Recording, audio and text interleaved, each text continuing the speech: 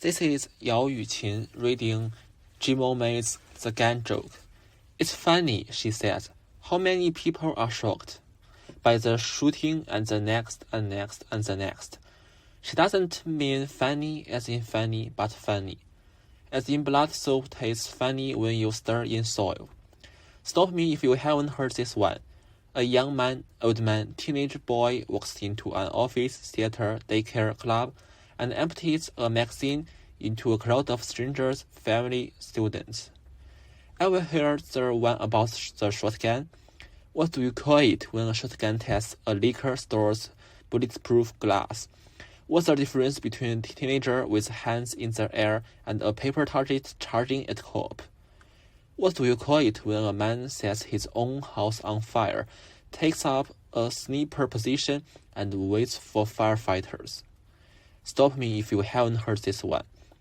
The first man to pull a gun on me said it was only a joke, but never so much as smiled.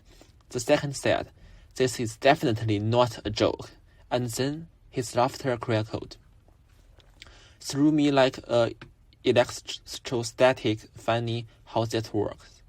When she says it's funny, she means funny, as in crazy, and crazy as in this shouldn't happen. This shouldn't happen as in something is off. Funny as in off, as in ever since a small caliber bullet chipped his spine.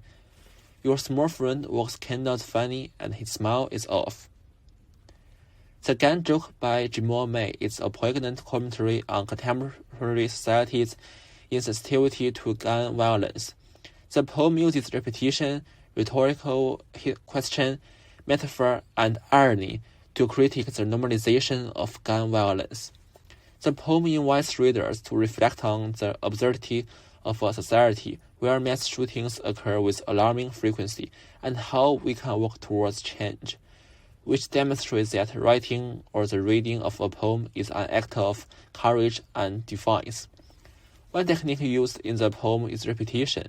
The phrase "stop me if you haven't heard this one" is repeated several times, creating a sense of familiarity and expectation.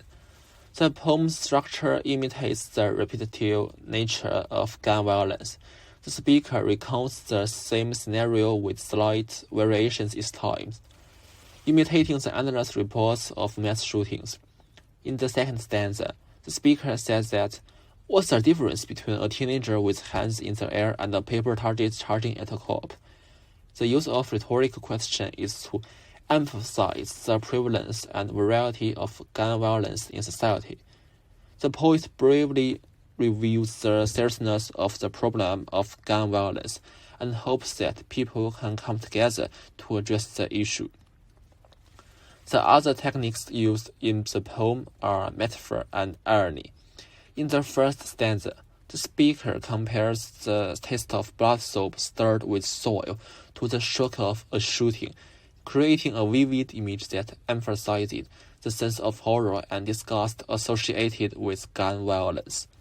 The poem's final stanza ties everything together, returning to the initial idea of funny and its multiple meanings.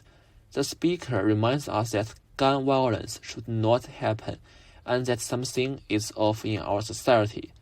The poet is bringing attention to a sensitive and taboo topic, which requires courage and defiance in a society that often shies away from discussing such issues. The use of dark humor and irony also displays courage and defiance.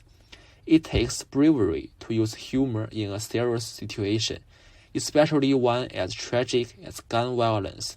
The poet is taking a risk by doing so, but it is a calculated one to grab the reader's attention and provoke thought.